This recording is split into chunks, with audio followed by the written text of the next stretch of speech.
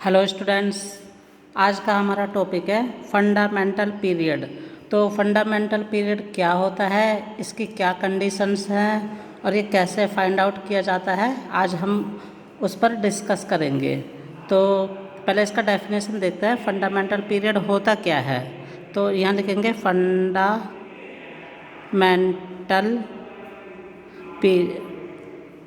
Mental period. तो इसका definition ये है, the fundamental period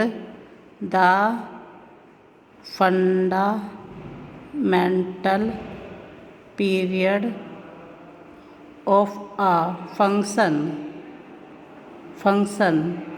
is the period of the function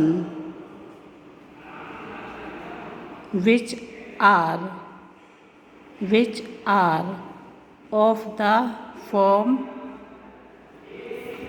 x of t equal to x of t plus capital T equal to x of t plus mt। तो where t greater than minus infinity and less than infinity and m is the positive integer।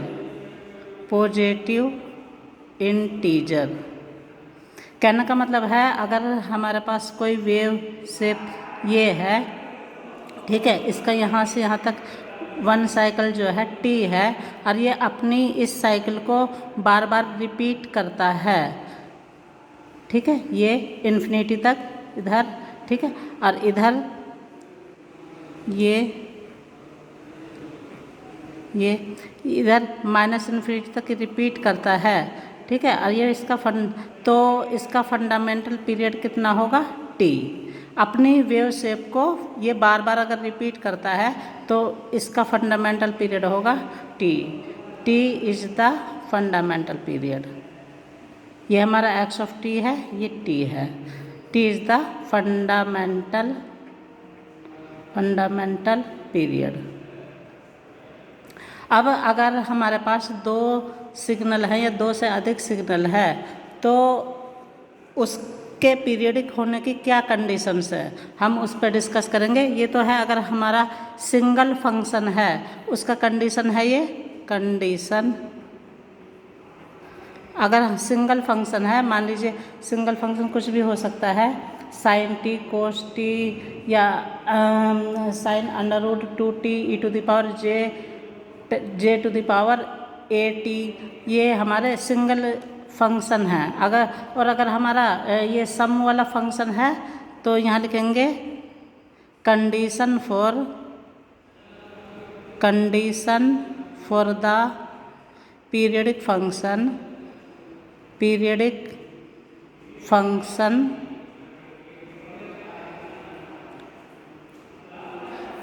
of a sum of two periodic signal।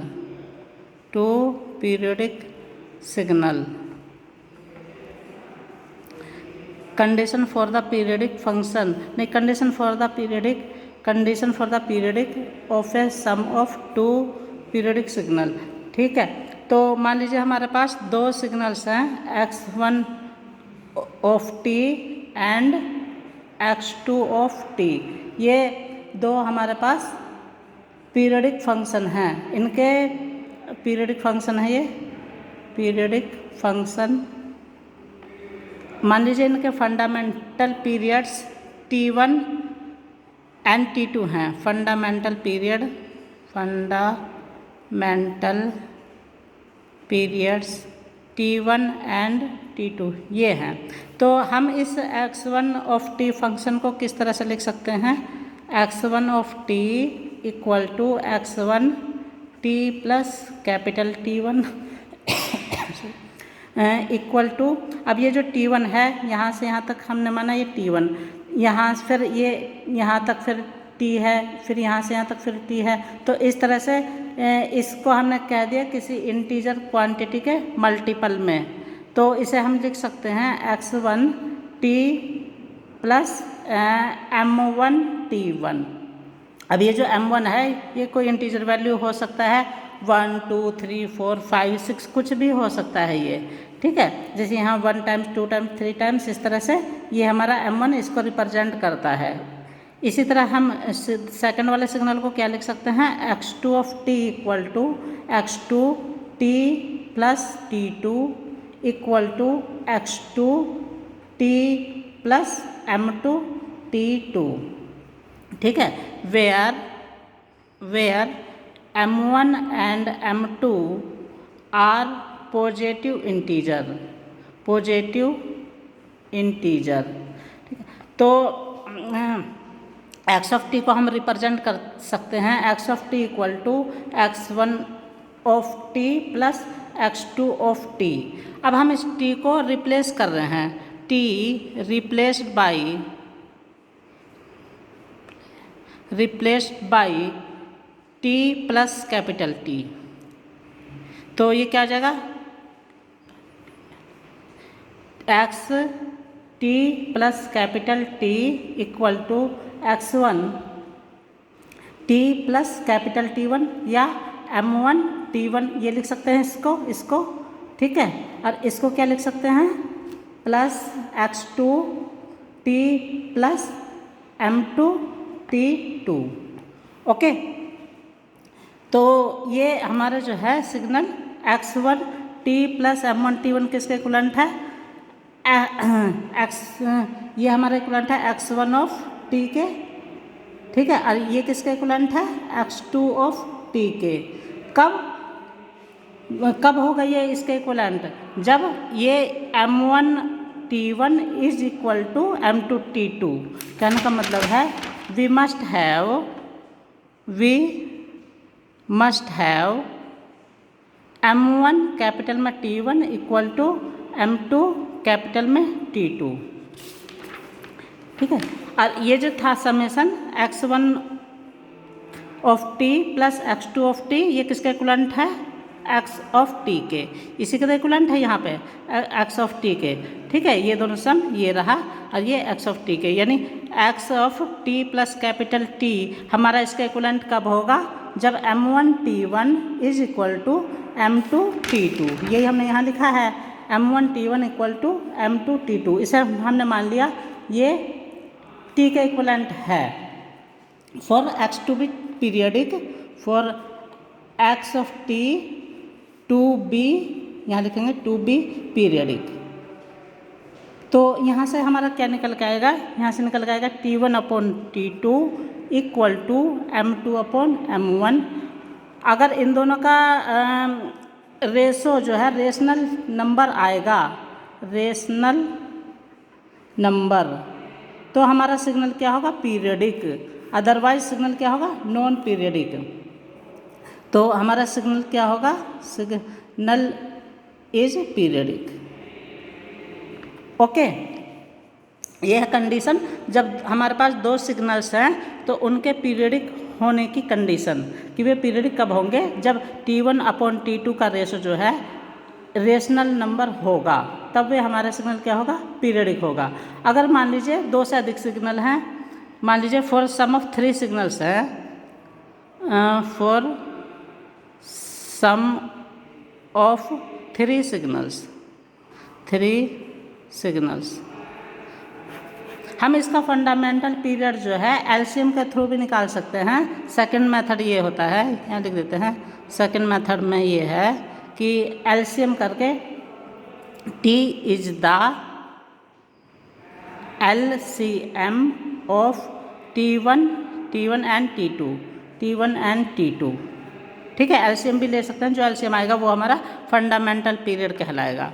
अब मान लीजिए हमारे पास दो से अधिक signal हैं for sum of the 3 signals, तो इनकी क्या कंडीशन होगी, इसकी कंडीशन होगी M1 T1 equal to M2 T2 equal to M3 T3 equal to capital T। तो इनका भी अगर हम रेशो लें, T1 अपॉन T2 कितना आ जाएगा, यहाँ से M2 अपॉन M1 आ जाएगा, और M2 अपॉन M1 आ जाएगा, और T1 अपॉन T3 का रेशो क्या आएगा, M3 अपॉन M1 आ जाएगा। M2 T2 ये हो गया और M1 T1 ये हो गया, और T1 और T3 से M1 T1 और M3 T3 ये आ जाएगा। और T2/T3 का रेशो ले तो क्या आएगा, M3/M2 कोमा कोमा। ठीक है, तो इसका मतलब है T1/T2 equal to T1/T3 equal to T2/T3। ये क्या होगा, रेशनल नंबर। तो हमारे दिए हुए सिग्नल्स क्या होंगे, पीरियोडिक सिग्नल्स। या हम दूसरा तरीका इसका ये है, LCM of T1 T2 and T3। अब हम एग्जाम्पल ले लेते हैं, एग्जाम्पल के थ्रू हमें और क्लियर हो जाएगा कि फंडामेंटल पीरियड कैसे निकालते हैं। मान लीजिए कोई हमारे पास एक दिया हुआ सिग्नल्स है, एक दिया हुआ सिग्नल है, उसका फंडामेंटल पीरियड फाइंड आउट करना है।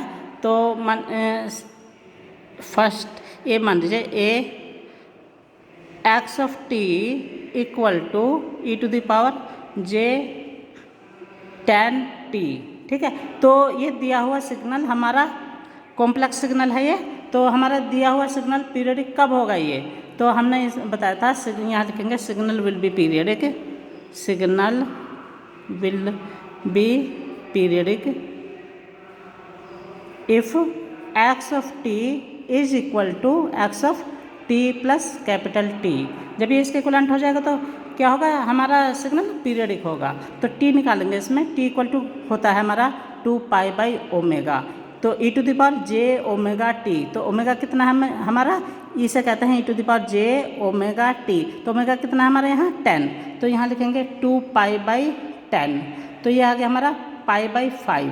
ठीक है, अब हम क्या करेंगे, ये रखेंगे t की जगह t प्लस कैपिटल T रखेंगे।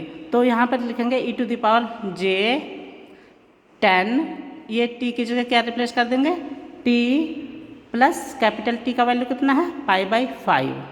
ये हमने पुट कर दिया, तो ये कितना आ गया, e⁻j10t into e⁻j2π।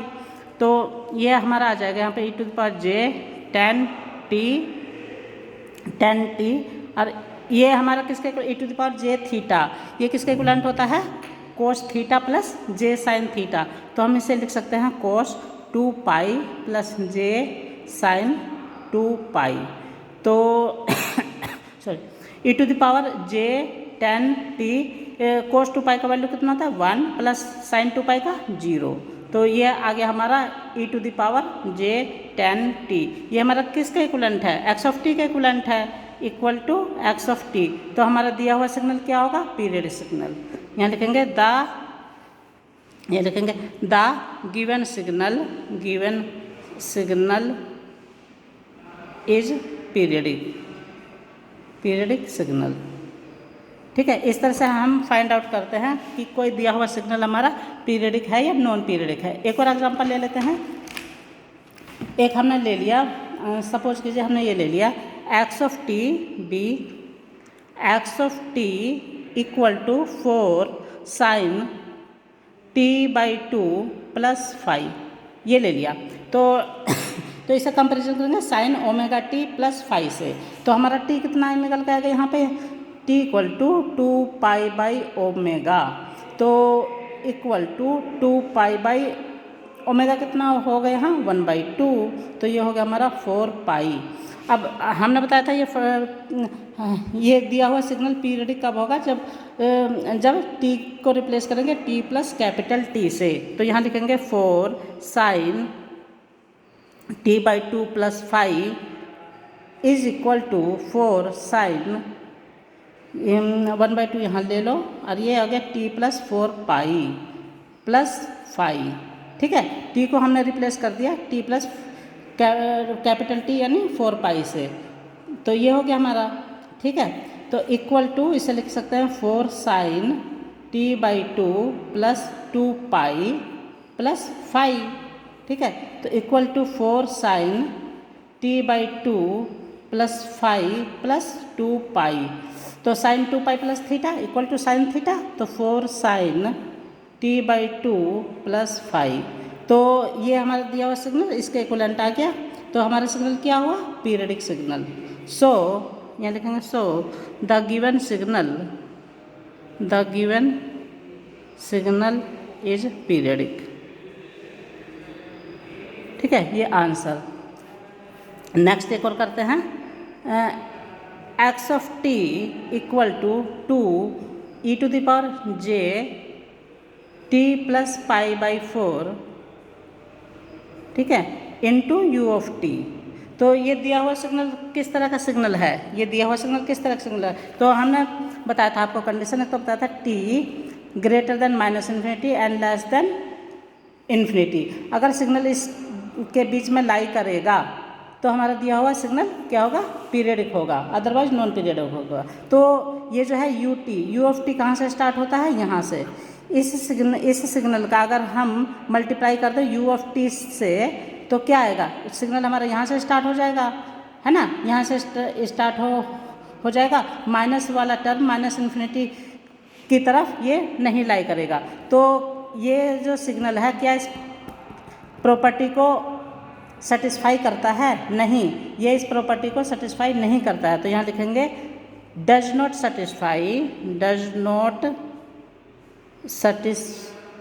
satisfy the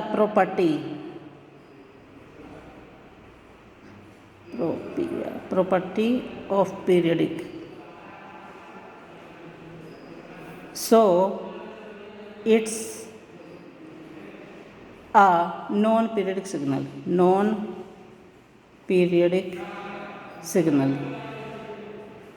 ठीक है, तो इस तरह से हम जो हमारे सिंगल फंक्शन होते हैं, इस तरह से हम उसका पीरियडिसिटी चेक करते हैं, पीरियडिक है या नहीं है।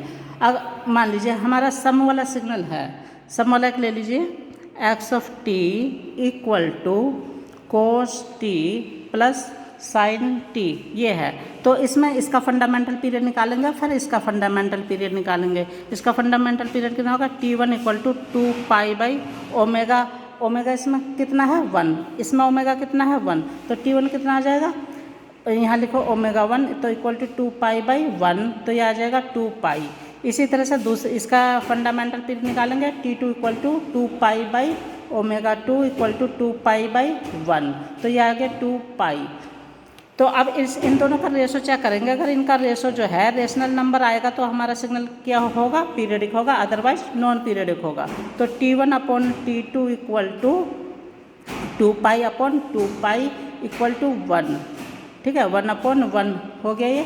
तो ये नंबर क्या है? ये है रेशनल नंबर। तो इससे हमें पता चलता है कि ये सिग्नल क्या है? पीरियडिक सिग्नल है। अब इसका फंडामेंटल पीरियड कितना होगा? तो इसको हम इस तरह से लिखेंगे t1 या फिर t2, t equal to t1 equal to t2। तो t1 कितना है वैल्यू? 2 पाई। तो इसका पीरियड फंडामेंटल पीरियड कितना हुआ? 2 पाई। ये आंसर है फंडामेंटल पीरियड।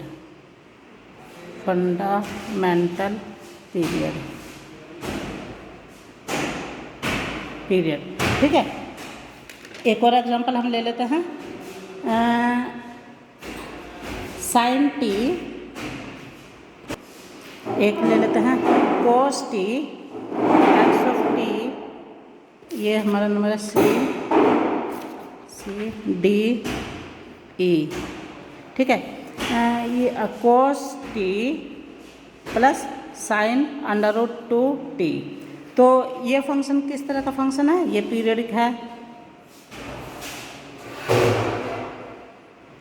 है, ये फंक्शन किस तरह का है? ये भी पीरियडिक है।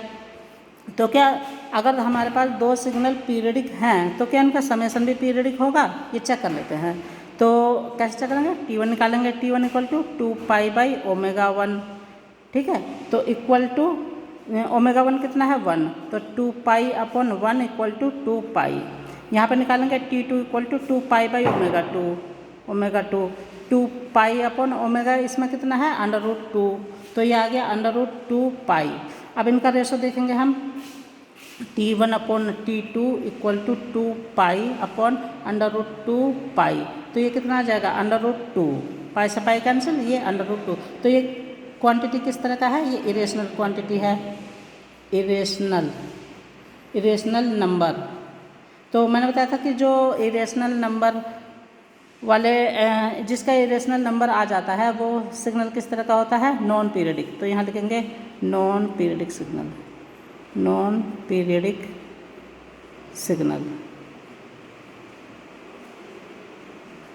ठीक है, ओके।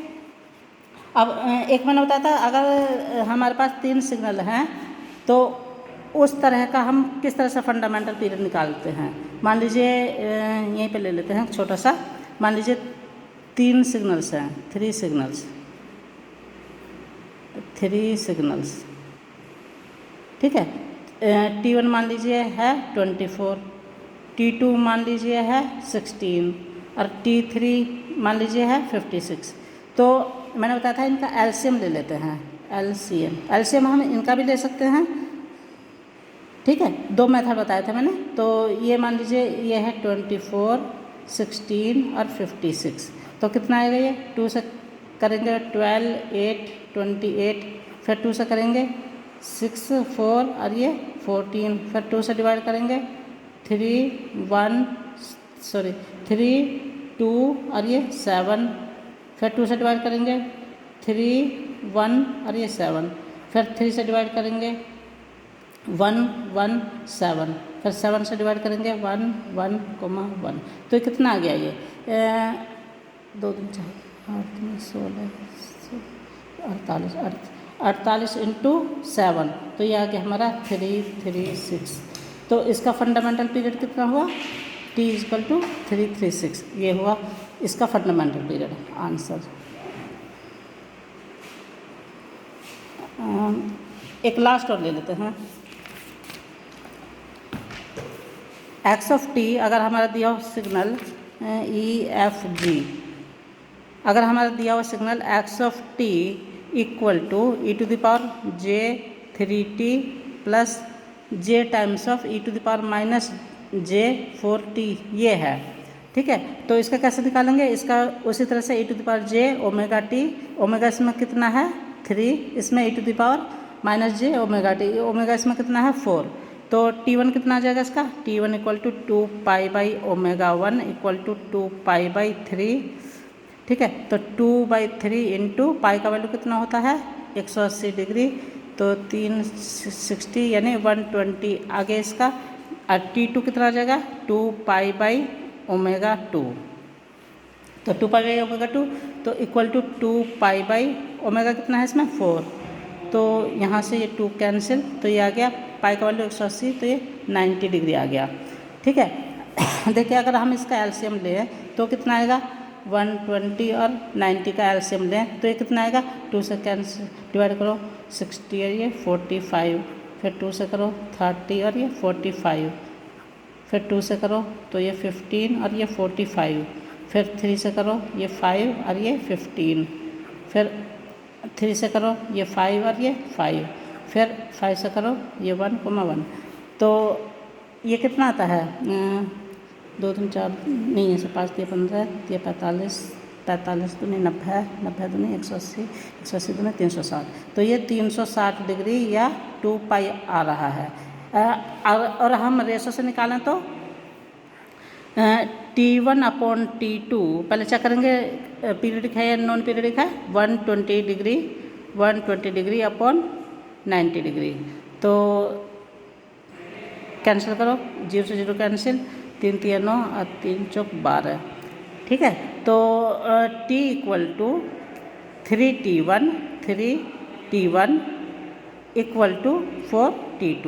तो ऐसे निकाल लो या ऐसे निकाल लो, सेम बात पड़ेगा। तो ये अगर हम 3 इंटू T1 कितना है हमारा 120 डिग्री और 4 इंटू T2 कितना है हमारा 90 डिग्री, तो ये 360 और यहाँ पे भी 360, ठीक है। ये या 2π, तो दोनों से सेम आ रहा है, इससे कर लो या ऐसे कर लो, दोनों से सेम आ रहा है। तो इसका फंडामेंटल पीरियड कितना हुआ 2π।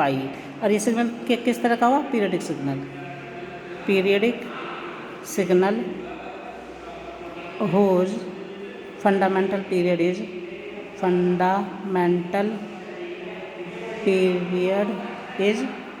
2π or 360 डिग्री। ठीक है, ये इसका आंसर हुआ। ओके स्टूडेंट्स, आज के लिए बस इतना ही। Thank you.